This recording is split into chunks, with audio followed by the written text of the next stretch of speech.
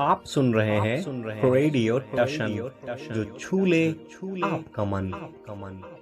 Good morning, सत श्रीकाल, आदाब। कैसे हैं आप? मैं हूं आपका दोस्त अमन और आप सुन रहे हैं रेडियो टशन, जो छू ले आपका मन। Once again welcome back to your favourite programme regarding sports, that is खेल की बात, रेडियो टशन के साथ। As always, the expert of this show, mister Ramkishan ji, is here from Lucknow on the phone line. Hello, good morning, and welcome back in the show again. जी हाँ, सभी को नमस्कार और सुप्रभात। Two Asian giants were playing yesterday. One of them was playing for the pride to maintain their status in the World Cup to qualify for the semi-final, and one of them was playing to cement their spot in the semi-final. It was India versus Sri Lanka, the 33rd match of the ICC Men's Cricket World Cup 2023 in Wankhede, Mumbai, where the final of the 2011 World Cup on 2nd of April was played, and India was the champion side and Sri Lanka was the runner-up, the second best team in the game. It was Sri Lanka who won the toss and decided to field first. India came out to bat. Rohit Sharma, first ball, 4 runs. Another ball, he's cleaned up with a great piece of delivery by Dilshan Madhushanka, if I'm not wrong. And then after a fantastic partnership of 189 runs between two Indian giants, Shubman Gill and Virat Kohli. Both of them got good piece of runs, but none of them converted start into 100. Everybody was expecting 4900 by the bat of Virat Kohli. Sachin Tendulkar was also available in the ground. There were so many ceremonies was going on. A statue of Sachin Ramesh Tendulkar was built in the stadium of Mumbai, that is Wankhede, close to Marine Drive, and that is how the partnership broken. It was again Madhushanka who picked up all important wickets. First of all, I would like to clarify, it was who picked up 5 wickets after conceding lots of runs, 80 if my mathematical information is correct. But again, he was the pick of the bowler for Sri Lanka. Kohli batted for 88 runs, and Shubman Gill scored 92 if I'm not wrong, right? So these two batsmen made things very easy for India. They were playing just like a toy to the bowlers of Sri Lanka. And then it was Shreyas Iyer who came back and played a fine knock of 82 by just facing 56 deliveries. Surya Kumar Yadav out for 12. Rahul played his part. He was looking good, but at the end of the day, he got out at the cover area, was trying to smash it away in the slog overs, but got dismissed, and his wife was quite angry the way he got out. And then Shami came out, Bumrah came out. Ultimately, it was Jadeja also who picked up few runs in the end. Good running between Jadeja, Shami, and Bumrah. So many threes were taken, twos were taken yesterday, and then India managed to score 357 for the loss of 8 wickets in 50 overs with the contribution of these batsmen, which I just spoken. Now coming back to the Sri Lanka, when they come out to chase, it was a very difficult target to be chased down. To be honest, 358 was needed to win in 50 overs with 10 wickets in hand. It was looking that Sri Lanka can play some game, because last time when South Africa scored 428, they batted beautifully, scored 326, lost by 102 runs only. Only I said because it was a 429 runs target. So Sri Lanka batted well in that game. And then two back-to-back victories as well for them. But again, when they come out to bat, first wicket on a very first ball by Bumrah, and then after no stoppage, Bumrah went for another wicket, and then Siraj came out, two quick wicket back to back. And then after, it was Mohammad Shami's show, who came out and rattled Sri Lanka quite easily, and Sri Lanka got dismissed on 55 for the loss of 10 wicket.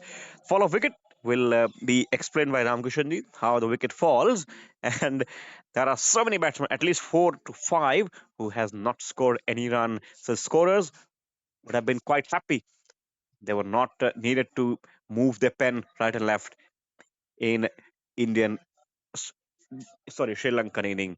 So that is what the scenario was as far as the matches is concerned. And today, Afghanistan will take on Netherlands, which will be a good game for both the sides in Lucknow. So let's start the discussion with some more information. जी हाँ, तो हुआ ये कि श्रीलंका ने toss जीता, पहले गेंदबाजी का फैसला किया। भारत ने निर्धारित 50 ओवरों में बल्लेबाजी की और 357 रन बनाए।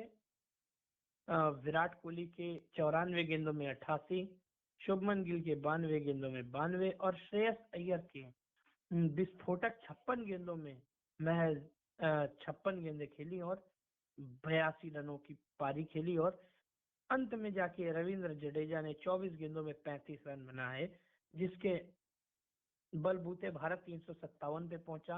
अर्थ ये था कि श्रीलंका को यदि मैच जीतना है तो 358 रन बनाने होंगे। 358 रन के विजयी लक्ष्य की तलाश में जब श्रीलंका उतरा मैदान पे, जसप्रीत बुमराह ने मैच की पहली ही गेंद पे लेग बिफोर कराया। पथुम निशंका 4 अर्धशतक बना चुके थे इस टूर्नामेंट में, फॉर्म में लग रहे थे, लेकिन बड़ी पारी खेलने में नाकाम रहे। ऐसा हो नहीं पाया कि पथुम निशंका कोई धमाका कर पाते। उस धमाके से पहले बुमराह ने ही धमाका कर दिया। 0 पे 1 हुआ। उसके बाद अगले ओवर में सिराज की बारी थी। सिराज ने दिमुथ करुणारत्ने को आउट किया। उसके बाद समीरा विक्रमा जैसे ही आए, अपील हुई, रिव्यू लिया गया, लेकिन वो रिव्यू नहीं कामयाब हुआ। और उस समय तो बच गए, लेकिन फिर श्रेयस अय्यर के हाथों कैच आउट उसी ओवर में समीरा विक्रमा को कराना पड़ा, या वो आउट हुए। और 2 पे 2 हुआ था, विक्रमा आउट हुए, 2 पे 3 हो गया। और फिर विक्रमा के आउट होते ही कुशाल मेंडिस का भी विकेट गिरा और वो 3 रन पे 4 विकेट स्कोर हुआ। उसके बाद एक साझेदारी हुई हल्की सी श्रीलंका और मैथ्यूज के बीच, 14 पे 5 और 14 पे 6, फिर 22 पे 7, 29 पे 8, फिर रजिथा की साझेदारी तीक्षणा के साथ हुई आई थिंक, तो 49 पे 9 गिरा और 55 पे 10। यदि मैं विकेटों की बात करूं तो 1 विकेट बुमराह को मिला और 3 विकेट मोहम्मद सिराज के नाम और 5 विकेट हॉल मोहम्मद शामी ने लिया और 1 विकेट रविंद्र जडेजा के नाम रहा। और एक और चीज बताना चाहता हूँ, सबसे तेज 44 विकेट इस विश्व कप में, या ये कहें सबसे ज्यादा विकेट अब तक जितने भी विश्व कप खेले गए हैं उनके बारे में बात करूं तो उनमें रिकॉर्ड मोहम्मद शामी ने अपना अलग बनाया है। उन्होंने जहीर खान और श्रीनाथ को पीछे छोड़कर इस रिकॉर्ड में बढ़त हासिल की है। उन्होंने महज 14 मैचों में 44 विकेट के रिकॉर्ड को पार किया। सबसे ज्यादा 5 विकेट के हॉल भी विश्व कप में उन्हीं के नाम है। और कल भी हैट्रिक पे आए थे वो, लेकिन हैट्रिक हुई नहीं। और 2019 में आपको पता ही होगा उन्होंने हैट्रिक ली थी। तो मैन ऑफ द मैच से मोहम्मद शमी को नवाजा गया जी। तो ये हुआ। अच्छा, एक मेरा क्रिटिसिज्म है बीसीसीआई या आईसीसी, जिनको भी आप कहना चाहें, अगर किसी प्लेयर को, भारतीय है वो खास करके, अगर अंग्रेजी नहीं आती है, न मालूम क्यों उसके साथ एक ट्रांसलेटर भेज देते हैं कि भाई तुम जाओ इसका ट्रांसलेट करो। अरे भाई, इंडिया में हिंदी कमेंटेटर भी तो हैं, अंग्रेजी वालों को हिंदी तो आती है ना एटलीस्ट, तो सीधे वही पूछ लें उससे हिंदी में। एक और ट्रांसलेटर की क्या जरूरत है भाई? कम से कम अगला बंदा अपनी बात ठीक से एक्सप्रेस तो कर पाए। तो ये बड़ा खराब लगता है मुझे। और मुझे लगता है आपकी आवाज ब्रेक कर रही है बीच बीच में। आप एक जगह स्थिर हो जाए। हाँ, अब सही है। तो मैंने कहा नहीं, ये मुझे बड़ा खराब लगता है कि जिस प्लेयर को अंग्रेजी नहीं आती है उससे भी जबरदस्ती आप ट्रांसलेटर के देख के आप उससे कहते हो कि नहीं नहीं ठीक है तुम ये बोलो ये ट्रांसलेट। अरे भाई, इंडिया में हिंदी कमेंटेटर भी तो है ना। रवि शास्त्री को हिंदी नहीं आती, सुनील गावस्कर को हिंदी नहीं आती, सबको तो आती है। तो सीधे हिंदी में पूछ लो, क्या ज्यादा शोकेस करने की, उसके बाद लिखा आ ही जाता है स्क्रीन पे कहीं ना कहीं कि क्या किसने क्या कहा, अंग्रेजी ट्रांसलेशन उसका होता ही होता है। तो ये सब चीजें मुझे बड़ी अटपटी लगती हैं। और ऐसा ही और जो श्रीलंका के प्लेयर्स हैं, तो भाई उन्हें अपनी भाषा में बोलने की आजादी दो ना। तमिल वाले भी तो लोग आते हैं ना, उनको कमेंट्री तमिल में होती है, उनसे बुलवा लो पूछवा लो जो पूछना है। ऐसे ही अफगानिस्तान, उनके प्लेयर्स उनकी भाषा जानते हैं। तो हर जगह की जो लैंग्वेजेस है वो उसको बोलने देना चाहिए अगर किसी को नहीं आती वो अंग्रेजी। तो मेरा अपना मानना है, खैर पता नहीं इससे कितने लोग सहमत होंगे। समस्या ये है कि पब्लिक क्या सुनना चाहती है, इस पे डिपेंड करता है। अब जैसे तमिल है या और लैंग्वेजेस हैं, मुझे लगता है एटलीस्ट थोड़ा सा टफ होगा, लेकिन हाँ ठीक है। खैर ये उनका मुद्दा है और उन्हीं के भरोसे हमें छोड़ देना चाहिए। चलो हाँ हम आते हैं क्रिकेट पे। ये तो एक छोटी सी बात जो मुझे पिछले मैच में कहनी थी बट मैं कह नहीं पाया, भूल गया था क्योंकि तब भी शमी थे और आज भी शमी है इसीलिए मुझे याद है। और कल अच्छा किया, कल शामी से हिंदी में बात की गई संजय मांजरेकर के द्वारा, तो अच्छा लगा। ये होना चाहिए कायदे से। हम्म। जी श्रीलंका बनाम भारत मैच जब भी होता है लगता है कुछ एक्साइटमेंट होगा, रोमांचक मैच होगा या कुछ अलग चीजें मैदान पे देखने को मिलेंगी। और कल थोड़ा मोड़ा था भी, कुछ वर्ड्स एक्सचेंज हो रहे थे बीच बीच में प्लेयर्स के बीच में अच्छा लग रहा था। मुंबई का वो मैदान समुद्र के एकदम किनारे पर स्थित, मरीन ड्राइव वहां से बहुत दूर नहीं, तमाम एक्टर्स के बंगले अगल बगल थोड़ी दूरी पर। तो वहां मैच था तो ऐसा लगा श्रीलंका कुछ फाइट करेगा। क्या दिक्कत क्या है यार, जब एशिया कप में भारत के अगेंस्ट श्रीलंका खेला तब भी 50 पे आउट हो गया, यहाँ 55 पे आउट हो गया। चक्कर क्या है ये? हाई क्वालिटी बॉलिंग या खराब बैटिंग? मुझे लगता है श्रीलंका दबाव सोख नहीं पा रहा है, और या यूं कहें कि जैसे ही पथुम निशंका आउट हुए पूरी श्रीलंकन टीम घबरा गई, और वो जो दबाव बनाया ना एशिया कप में, उस वो हार को बर्दाश्त नहीं कर पा रहे, पचा नहीं पा रहे हैं, और उसके आगे कुछ सोच नहीं पा रहे हैं। वो लोग वहीं पे स्थिर हो गए हैं। मुझे लगता है टीम मैनेजमेंट को थोड़ी हिम्मत देनी चाहिए, सहारा देना चाहिए कि नहीं, आप अच्छा कर सकते हैं। और वो एक खराब दिन था जो निकल गया। आपको पीछे नहीं, आपको आगे सोचना है। और सही मायने में जब एलबीडब्ल्यू होते हैं ना, आप तो कुछ नहीं कर सकते। पथुम निशंका वाली गेंद वास्तव में बहुत, मतलब एक उच्च कोटि की गेंद थी वो। आ, लेकिन हाँ, वहां से घबरा गया लंका, और वहीं से भारत ने चढ़ के गेंदबाजी करना शुरू किया। और कुछ नहीं है, बस यही है। जरूरत से ज्यादा आपको अटैकिंग भी नहीं होना है, आपको सिंगल डबल पर रिलाय करना है, या आपको कम से कम ये सोचना है कि एक स्पेल हम निकाल दें तो शायद आप आगे रन बना पाएंगे।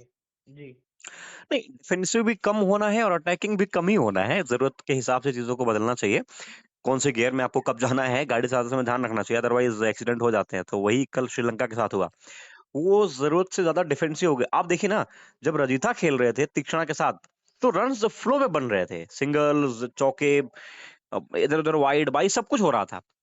उससे पहले कुछ नहीं हो रहा था। तो क्या हुआ, रजीथा ने एटलीस्ट इंटेंट दिखाया। वो आगे फ्रंट फुट पे शमी को खेल रहे थे भाई मतलब मजाक बात थोड़ी है कि एक 8वें 9वें नंबर के बैट्समैन शमी जैसे बॉलर, बुमराह जैसे बॉलर को फ्रंट फुट पे आके खेल रहा है एकदम सामने से कि चलो भाई फेंको आगे बढ़ के 4 कदम तो ये इंटेंट औरों को दिखाना चाहिए जो वो दिखा रहे थे बेचारे, क्योंकि वो तो बॉलर ठहरे ना। अब उनके पास इतना एक्सपीरियंस तो है नहीं कि वो इतनी खतरनाक गेंदों को फेस करें।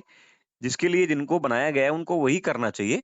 तो ज्यादा अच्छा लगता है क्रिकेट में। बहरहाल अब तो 3 डायमेंशनल क्रिकेट हो गया है और प्लेयर्स बैटर बॉलर ऑलराउंडर सब आप कह सकते हैं, सब होते हैं। लेकिन फिर भी कुछ जो विशेषज्ञ होते हैं बैटिंग के या बॉलिंग के, उनके हाथों अगर वो काम हो ज्यादा अच्छा लगता है। खैर, भारत फिलहाल सेमीफाइनल में पहुंच चुका है, ये तो लगभग सबको पता हो चल गया है, उसमें कोई दो राय अब होनी नहीं है। कुछ भी उलटफेर हो जाए, भारत तो अपनी जगह पे रहेगा ही रहेगा। हाँ, एक इधर उधर हो सकता है, स्थान ऊपर नीचे हो सकता है, वो एक अलग बात है। किससे खेलेगा सिर्फ ये तय होना बाकी है। अब ऐसी स्थिति में श्रीलंका के पास अभी भी मैथमेटिकली कुछ चांसेस हैं। आपको लगता है दूर की कौड़ी है या फिर कुछ हो सकता है? श्रीलंका के कप्तान कह रहे थे कि नहीं नहीं, हम फाइट बैक करेंगे और ऑस्ट्रेलिया को हराएंगे, उनको सॉरी बांग्लादेश को। हम जानते हैं वो कैसे खेलते हैं, तो हम उनको हरा सकते हैं। निश्चित तौर से श्रीलंका के 2 मैच हैं। श्रीलंका यदि कहीं तक जा ना पाया, दूसरों के रास्ते जरूर बिगाड़ देगा, क्योंकि श्रीलंका का मैच है बांग्लादेश से, उसमें तो कोई समस्या है ही नहीं। दूसरा मैच जो है वो न्यूजीलैंड का खेल बिगाड़ेगा, और मैं न्यूजीलैंड के परिप्रेक्ष्य में बात कर रहा हूँ। एक समय था न्यूजीलैंड नंबर 2 पे चल रहा था, अफ्रीका ने उसको पीछे धकेला, वो 3 पे गया, और एक खराब मैच न्यूजीलैंड ने खेला जिसके कारण उनको नंबर 4 पे जाना पड़ा। अभी न्यूजीलैंड नंबर 4 पे है। यदि आज अफगानिस्तान हरा देता है नीदरलैंड को, तो न्यूजीलैंड 5 पे हो जाएगा, अफगानिस्तान 4 पे हो जाएगा, और यहीं से न्यूजीलैंड ने यदि वापसी नहीं की तो उनका जो है नीचे जाने का काउंटडाउन शुरू हो जाएगा। और न्यूजीलैंड के 2 मैच बचे हैं, ध्यान रहे, पाकिस्तान और श्रीलंका। और ये जो न्यूजीलैंड अफ्रीका से हारा है ना, किसी के लिए फलदायी साबित हो या ना हो, कहीं ना कहीं पाकिस्तान को एक संजीवनी मिल गई। हाँ, बड़े खुश थे वो, उनके सभी प्लेयर्स और सारे जो उधर की आवाम है बड़ी खुश नजर आ रही थी कि चलो भाई, और सब प्रे भी कर रहे थे कि अफ्रीका जो है वो जीत जाए। और अभी भी यही सब सोच रहे होंगे, जो ऊपर की टीमें है ना वो जीतती रहे, जैसे इंडिया है, अफ्रीका है, न्यूजीलैंड है, ये जीतती रहे। इन्हीं में टक्कर होनी बाकी भी है ना। अब तो अफ्रीका इंडिया का मैच है 5 तारीख को, तो अब ये सब चाह रहे हैं कि ऊपर की टीमें जीतते रहे, नीचे वाली हारते रहे, तो पाकिस्तान का एटलीस्ट। नहीं, ऊपर में भी केवल इंडिया और अफ्रीका ही जीते। हाँ हाँ बिल्कुल, इंडिया अफ्रीका जीते, बस न्यूजीलैंड अगर जीत गया तो फिर दिक्कत है। न्यूजीलैंड ऑस्ट्रेलिया जीते तो समस्याएं बढ़ जाएंगी। और मैं आपको जल्दी से थोड़े समीकरण बताना चाहता हूँ। न्यूजीलैंड के 2 मैच बचे हैं, एक श्रीलंका से और एक पाकिस्तान से है। ऑस्ट्रेलिया के 3 मैच बचे हैं, एक इंग्लैंड से है, एक एक इंग्लैंड से है, एक बांग्लादेश से है, और एक अफगानिस्तान से है। दक्षिण अफ्रीका के 2 मैच बचे हैं, एक भारत से और एक अफगानिस्तान से है। और अम, पाकिस्तान की यदि मैं बात करूं तो उनके 2 मैच बचे हैं। एक पाकिस्तान का मैच है न्यूजीलैंड से, और दूसरा मैच है उनका इंग्लैंड से। हम्म, वहीं इंग्लैंड के भी मैच बचे हैं, एक नीदरलैंड से है और एक पाकिस्तान से। पाकिस्तान से है, हम्म, और एक मैच उनका और है। और भारत के वही 2 मैच बचे हैं, एक दक्षिण अफ्रीका से, एक नीदरलैंड से। अब आपसे मैं जानना चाहता हूँ, आज के मैच के बारे में तो कुछ खास है ही नहीं, तो ज्यादातर लोगों को पता है चेन्नई में मैच, लखनऊ में मैच है, तो अफगानिस्तान का पलड़ा भारी है। वैसे भी अफगानिस्तान चौथे नंबर के रूप में ऊपर आने में कोई कोर कसर नहीं छोड़ना चाहेगा। पहले अफगानिस्तान गेंदबाजी से मैच जीतता था, अब अफगानिस्तान ने बल्लेबाजी से भी मैच जीतने शुरू कर दिए हैं। आपको क्या लगता है, इंग्लैंड क्या पाकिस्तान इंग्लैंड को हरा देगा, और क्या इंग्लैंड ऑस्ट्रेलिया को हरा देगा? अगर इंग्लैंड ऑस्ट्रेलिया को हरा भी देता है तो उससे उनकी सेहत पर कोई फर्क पड़ेगा नहीं, खासकर इंग्लैंड की, क्योंकि वो तो अब क्वालिफाई करेंगे नहीं। सीधी सी बात ये समझिए आप। बांग्लादेश ऑलरेडी इलिमिनेटेड है, उसके आगे लिखा हुआ है साफ साफ। और इंग्लैंड अभी 10वें नंबर पे है, अगर मैं ठीक हूं तो। हम्म 10वें नंबर से डायरेक्ट 5वें चौथे नंबर पे आना, वो इतना आसान काम है नहीं। मैच कितने इंग्लैंड के हैं? 2, अगर मैं ठीक हूं तो, या 3। तीन तीन 3, यानी कि 3 जीत तो 6 पॉइंट। अभी इंग्लैंड के पॉइंट है केवल 2, राइट? जी तो 6-2 8 पॉइंट होंगे, यानी कि 4 जीत उनका माने। 4 जीतने के बाद कहाँ कोई सेमीफाइनल में पहुंच सकता है 9 मैचेस में? बहुत मुश्किल काम है उसके लिए। हाँ, ऑस्ट्रेलिया हार जाए और टीमें हारती चली जाएं, पाकिस्तान भी हार जाए, सब हारते चले जाएं, तब संभावना बनेगी, लेकिन इतना आसान है नहीं। पाकिस्तान भी अब जीतने की कोशिश करेगा, क्योंकि वो बड़े खराब पैच से गुजर रहे हैं, तो वो कोशिश करेंगे कि इंग्लैंड को हरा के। और उनका एक मैच और है इंग्लैंड और शायद न्यूजीलैंड से, है जी ना? श्रीलंका, हाँ न्यूजीलैंड से, हाँ, तो न्यूजीलैंड से। वो न्यूजीलैंड में भी थोड़े दबाव में है, इंग्लैंड अभी बहुत नीचे है, न्यूजीलैंड में अभी लगातार 3 मैच हार के आई, अगर मैं ठीक हूँ तो। तो दबाव है दोनों टीमों के ऊपर, बिल्कुल। पाकिस्तान, देखो इनके पास तो कुछ खोने के लिए है नहीं, पाने के लिए, सॉरी, इंग्लैंड के पास जो है वो खोएंगे ही, तो सॉरी पाएंगे ही, तो कहेंगे चलो यार ठीक है ना, मारो, अगर पा गए तो ठीक, नहीं तो खोना तो है ना? बेसबॉल क्रिकेट शायद वो फिर से लाएंगे, क्योंकि अब उनके पास कुछ नहीं बचा है। यही एक तरीका है जिससे वो निकल सकते हैं, आगे जा सकते हैं तो भी, अगर पीछे जाना है तो भी। ये शायद एक अच्छा बैटल होगा, मजा आएगा।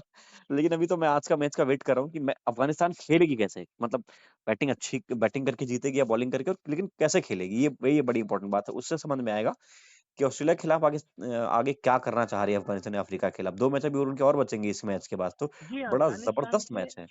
2 मैच हैं, इसके बाद ऑस्ट्रेलिया और अफ्रीका। यदि उनको कहीं भी अपने आप को बनाए रखना है एक को तो हराना पड़ेगा। एक उलटफेर जरूर करना पड़ेगा। अब तक के काफी उलटफेर हो गए हैं, उन्होंने इंग्लैंड को हराया, उन्होंने पाकिस्तान को हराया, लेकिन एक उलटफेर अफगानिस्तान और कर दे तो शायद और मजा आ जाएगा इस विश्व कप पे। अच्छा, आपसे पूछना चाहता हूँ, ऑस्ट्रेलिया के 3 मैच बचे हैं, बांग्लादेश से, अ, इंग्लैंड से और अफगानिस्तान से। देखो, और बांग्लादेश से तो ऑस्ट्रेलिया जीत जाएगा। इस समय 6 में से 4 मैच जीतकर ऑस्ट्रेलिया नंबर 3 पे है। तो आप 4 दूना क्या मान रहे 8, हैं, 3 में से कितने मैच जीत सकता है? 4 दूना 8, 14 पॉइंट होंगे अगर तीनों जीतेगा तो। और उसको चाहिए एटलीस्ट 12, 2 कम से कम जीतने पड़ेंगे, और 2 मैच वो आसानी से जीत जाएगा। आपको लग रहा है आई एम श्योर 2 मैच जीत कौन से जाएगा। कौन से मैच जीतेगा? ये बांग्लादेश और अफगानिस्तान। अच्छा, और हो सकता है वो इंग्लैंड को भी हरा दे, कोई बड़ी बात नहीं है। जिस लय में इंग्लैंड खेल रहा है, जरूरी नहीं कि इंग्लैंड उससे जीत जाए ऑस्ट्रेलिया से। तो दोनों देशों के बीच हमेशा से राइवलरी रही है, ये आप जानते हैं। तो वो भी मैच अच्छा होगा, लेकिन फिर भी चलिए। आई एम डैम श्योर कि ऑस्ट्रेलिया अपने ये तीनों मैच शायद जीत जाए। हो हाँ सकता है एक जी। मैच में कुछ उलटफेर हो जाए तो अलग मामला है, बट अभी फिलहाल संभावना ये नजर आ रही है। अच्छा, फिर न्यूजीलैंड को आप कहाँ देख रहे हैं? न्यूजीलैंड के 2 मैच बचे हैं। न्यूजीलैंड अभी 7 मैचों में 4 मैच जीत के नंबर 4 की पोजीशन पे है, वो भी रन रेट के कारण, नेट रन रेट के कारण, जो अफ्रीका से हार मिली उसके कारण। तो 2 मैच बचे हैं न्यूजीलैंड के, एक श्रीलंका से, एक पाकिस्तान से। इन 2 में से न्यूजीलैंड कितने कितने मैच जीतता हुआ दिख रहा है आपको? न्यूजीलैंड घायल शेर है, आप समझ लीजिए। 2 में से दोनों मैच मुझे लगता है वो जीत जाएगा। अगर 2 में से दोनों मैच जीत जाएगा तो न्यूजीलैंड, फिर तो आपके हिसाब से ऑस्ट्रेलिया न्यूजीलैंड पहुंच ही जाएंगे, फिर हाँ, तो कोई शक है ही नहीं। फिर तो कुछ अच्छा, नहीं। अब पाकिस्तान की बात करते हैं। नहीं, पाकिस्तान को पाकिस्तान इस समय अ, 3 जीत, 3 जीत है हाँ पाकिस्तान की। 6 अंकों के साथ। 7 में से 3 जीत के साथ वो इस समय अम, हम्म 5वें नंबर पे आई, नहीं सॉरी, हाँ 5वें नंबर पे है रन हम्म रेट के हम्म हिसाब हम्म से। हम्म बाकी पॉइंट अफगानिस्तान के भी बराबर है, लेकिन रन रेट के हिसाब से। और यदि अफगानिस्तान आज जीतता है तो अफगानिस्तान चौथे पे आ आ जाएगा। जाएगा, राइट। तो आपको क्या लगता है, पाकिस्तान को 2 मैच जीतने हैं और दोबारा अचानक से जान में जान आ जाएगी उनके, अचानक उनके दरवाजे खुल जाएंगे, वो दरवाजा तोड़ के सुपर 4 में प्रवेश कर सकते हैं। तो आपको क्या लगता है, पाकिस्तान क्या दोनों मैच जीत सकता है अपने, इंग्लैंड और न्यूजीलैंड से? मुश्किल लगता है, दोनों अच्छी टीमें हैं।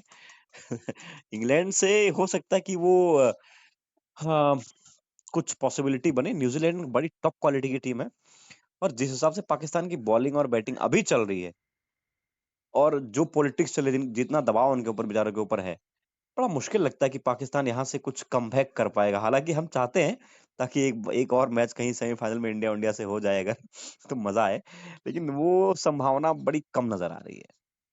अच्छा, क्यों आप ऐसा कह रहे हैं? इतनी मतलब पाकिस्तान के उसमें आप क्यों इतना आपको विश्वास नहीं? और अब मैं अपनी बात बताऊं, मुझे हम्म लगता है पाकिस्तान न्यूजीलैंड को यार मतलब हरा पाए ना पाए, लेकिन ये मेरी भावनाएं चाहे मान लीजिए बोल रही हैं, मुझे लगता है पाकिस्तान नहीं यार, अभी भी पाकिस्तान में दम है। अगर वो क्योंकि रॉफ की गेंदों ने आग उगलना शुरू कर दिया है।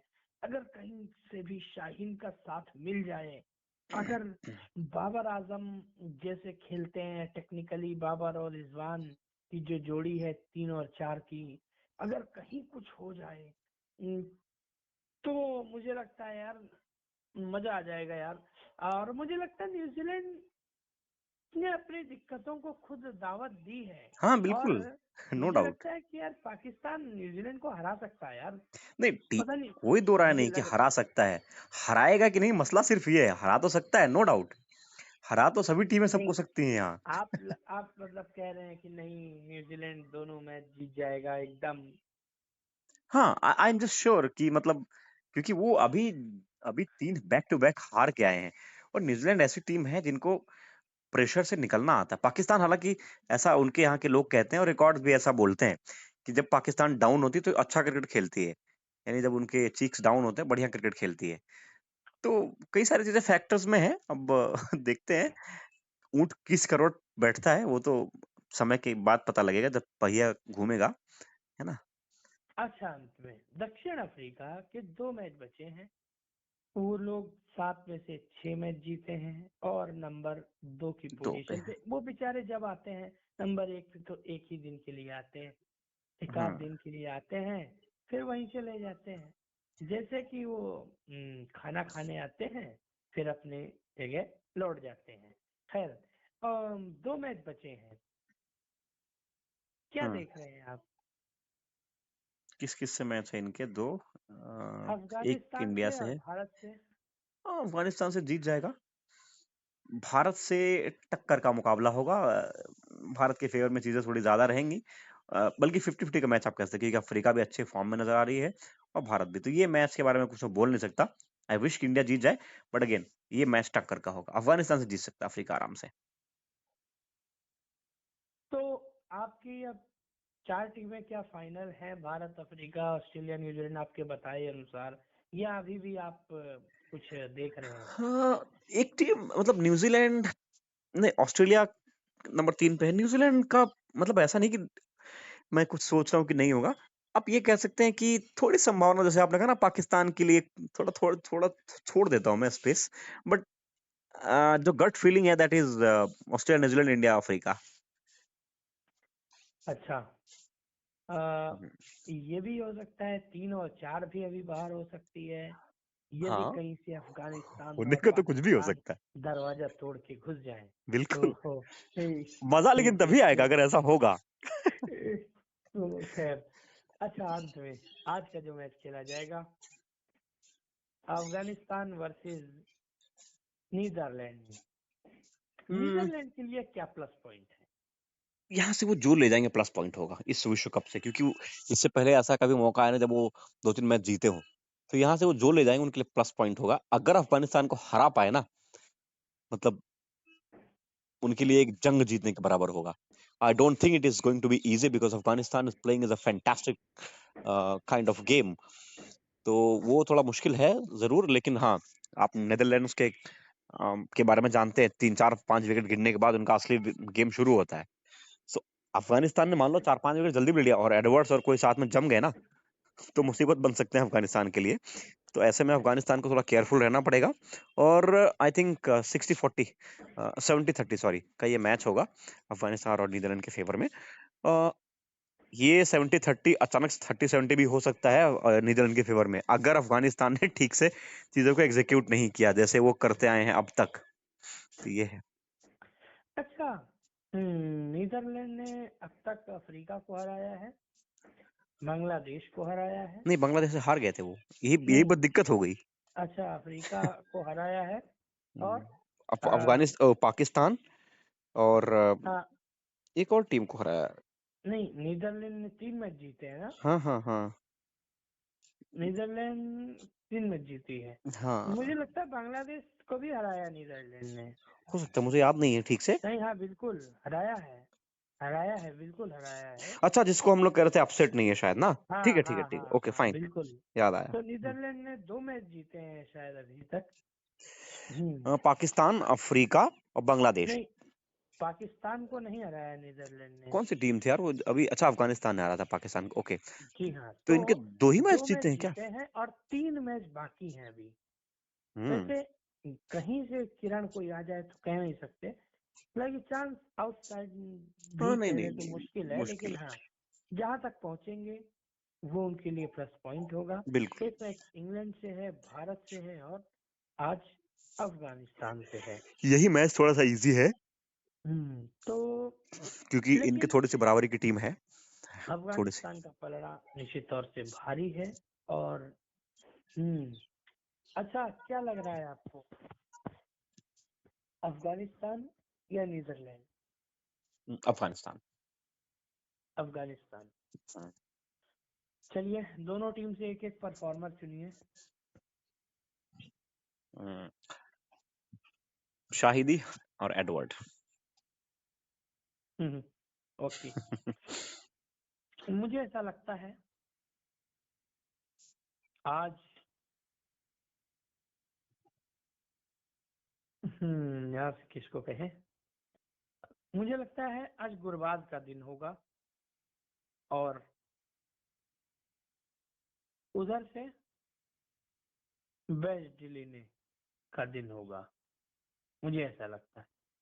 तो चलिए, मुझे लगता है अब काफी चर्चा हो गई है। और हाँ, अरे कुछ स्टेट मेरे पास हैं, उनको जरूर मैं प्रस्तुत करना चाहता हूँ। अब तक इस टूर्नामेंट में 25 शतक लग चुके हैं और 87 अर्धशतक लग चुके हैं। फिलहाल सबसे तेज इस टूर्नामेंट में यदि किसी ने 14 विकेट लिए हैं तो मोहम्मद शमी है, महज 3 मैचों में 5-5-4।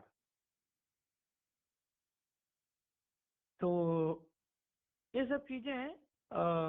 25 शतक, 87 अर्धशतक लगना बहुत बड़ी बात है। 25 शतक उस हालात में बड़ी बात है जब अभी मैच कितने हुए हैं, 33, यानी 66 पारियों में 25 शतक, यानी लगभग हर तीसरी पारी में एक शतक आ जाता है, मोटा मोटा यदि समझे तो ये है। मुझे लगता है अच्छा परिचर्चा हो गई है और इस अंक में बस इतना ही दीजिए हम दोनों को इजाजत। फिर मिलेंगे अगले अंक में, तब तक रखिए अपना बहुत सारा ख्याल। नमस्कार, शुभ प्रभात, गुड बाय।